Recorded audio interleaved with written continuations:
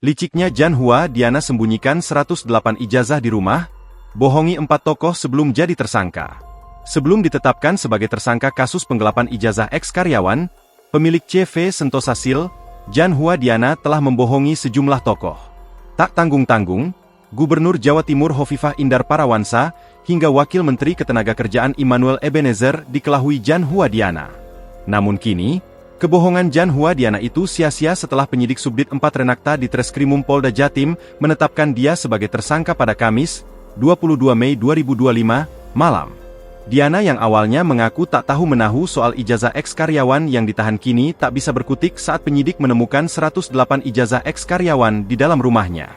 Wakil Direktur di Treskrimum Polda Jatim AKBP Suryono, mengatakan 108 lembar ijazah milik mantan karyawan itu ditemukan penyidik di dalam salah satu tempat penyimpanan dalam rumah Diana. Tak cuma penggelapan ijazah, terungkap juga ternyata Diana juga nekat melakukan aksi kriminal lainnya, yakni penghilangan dan penipuan. Diana dan kawan-kawan diduga tidak hanya melakukan penggelapan ijazah, tetapi juga penghilangan barang seperti SKCK milik mantan karyawan. Perusahaan Diana juga diduga melakukan penipuan saat melakukan rekrutmen karyawan yang disebar secara online. Sehingga tidak menutup kemungkinan Polda Jatim akan menetapkan tersangka lain dalam kasus UD Sentosa Steel. Rata-rata ijazah itu lulusan SMA dan SMK. Diana dijerat pasal 372 KUHP tentang tindak pidana penggelapan dengan ancaman hukuman 4 tahun penjara.